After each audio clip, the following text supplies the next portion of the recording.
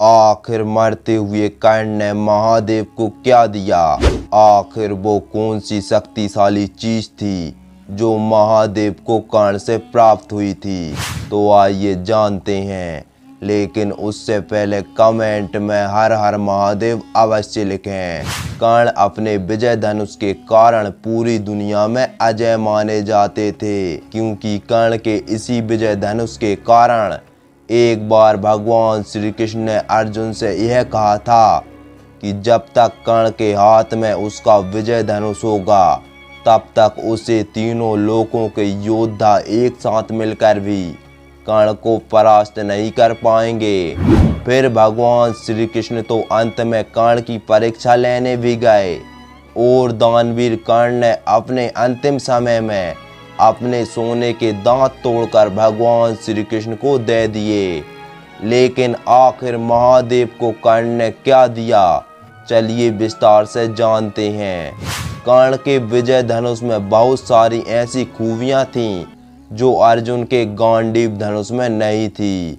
विजय धनुष का निर्माण विश्वकर्मा जी ने किया था और इसका निर्माण ताड़कासुर राक्षस के पुत्र की नगरी त्रिपुरा का विनाश करने के लिए किया गया था। दोस्तों, इसी विजय धनुष पर अपना पाशुपति बाण चलाकर भगवान शिव ने राक्षसों सहित त्रिपुरा नगरी का विनाश किया था और उस राक्षस नगरी के विनाश के बाद भगवान शिव ने इस विजय धनुष को देवराज इंद्र को दे दिया था और देवराज इंद्र ने इस शक्तिशाली धनुष से कई युद्ध में असुरों और राक्षसों का विनाश किया था। कहते हैं उस समय असुर देवराज इंद्र से इतना नहीं डरते थे जितना उनके विजय धनुष से डरते थे। फिर उसके बाद बहुत समय बाद क्षत्रियों ने भगवान परशुराम के पिता की हत्या कर दी थी। तब भगवान परशुराम ने पूरी पृथ्वी को क्षत्रिय विहीन करने की सौगंध खा ली थी। फिर ऐसे समय पर भगवान शिव ने भगवान परशुराम को विजय धनुष देवराज इंद्र से दिलवाया था। तब उसी शक्तिशाली विजय धनुष के कारण ही भगवान परशुराम ने बिना किसी की मदद से अकेले ही 21 बार पृथ्वी को क्षत्रिय विहीन कर दिया था।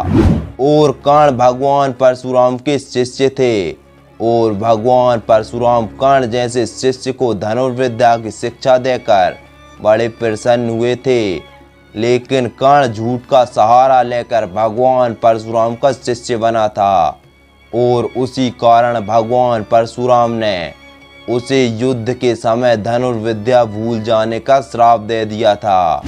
फिर भगवान परशुराम को लगा उन्होंने सबसे प्रिय शिष्य कर्ण को कुछ ज्यादा ही कठोर श्राप दे दिया और उनको कर्ण पर दया आ गई। उसी समय भगवान परशुराम ने कर्ण को विजय धनुष दे दिया था। लेकिन कर्ण ने विजय धनुष पाने के बाद कभी भी उसका इस्तेमाल नहीं किया, क्योंकि कर्ण उसी दिन उस विजय धनुष का इस्तेमाल करना चाहते थे जिस दिन रणभूमि में उनका युद्ध अर्जुन के साथ होता और वो अर्जुन को मार सकें। जब महाभारत युद्ध के 17वें दिन जब कर्ण कौरवों की सेना का सेनापति था, तब उसने अर्जुन से युद्ध करने के लिए पहली बार उसने विजय धनुष हाथ में उठाया था। परंतु दुर्भाग्य से कर्ण के रथ का पहिया जमीन में धंस गया था, तो वह रथ के पहिए को निकालने के लिए नीचे उतरे और अपना विजय धनुष रथ में ही छोड़ दिया। भगवान श्री कृष्ण इस बात को जानते थे, यदि दोबारा कर्ण अपना विजय धनुष हाथ में उठाता फिर तो अर्जुन को बचा पाना उनके लिए बहुत मुश्किल हो जाएगा। इसलिए उन्होंने अर्जुन से कर्ण को मारने के लिए कहा और अर्जुन ने कर्ण का वध कर दिया।